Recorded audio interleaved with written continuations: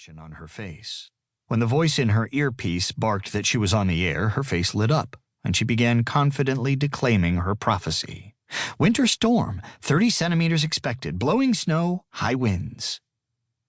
The woman got up and turned off the TV. An impetuous, almost savage smile crossed her deeply lined face. She rinsed her cereal bowl in the sink and put it on the counter. The liquid crystal on the stove showed 6 a.m.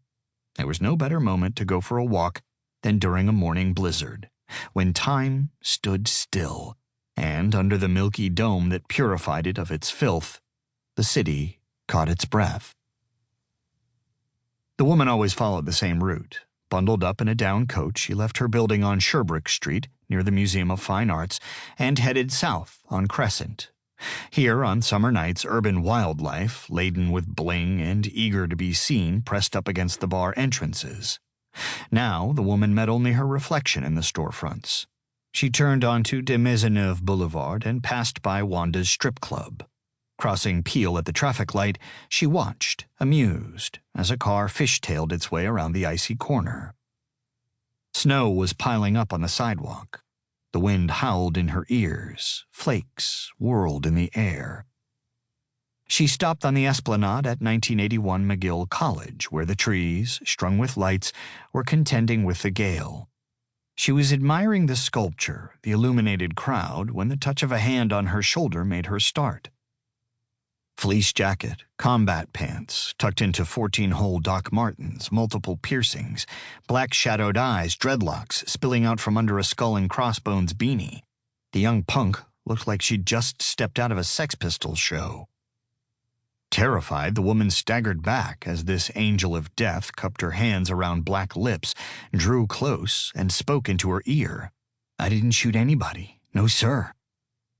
Wondering if she'd heard correctly, the woman wanted to ask the vampire to repeat herself.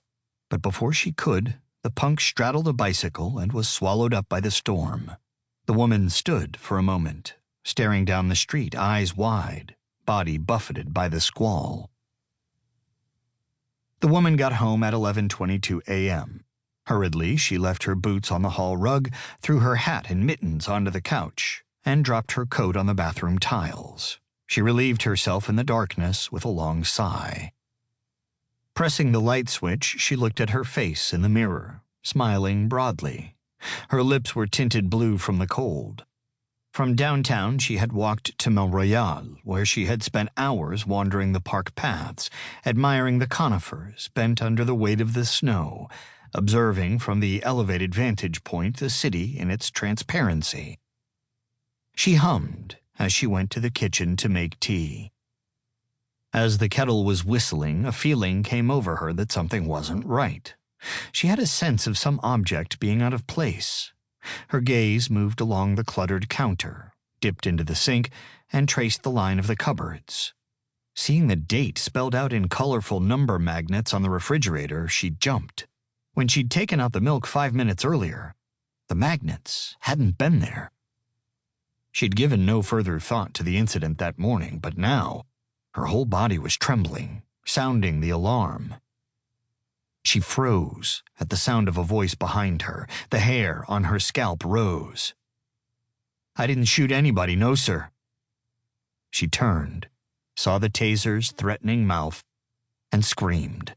The barbs burst through the air, penetrating her skin. The force of the charge knocked her down.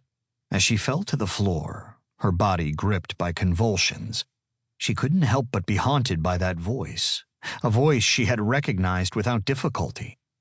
The delicate voice of President Kennedy's assassin. The voice of Lee Harvey Oswald.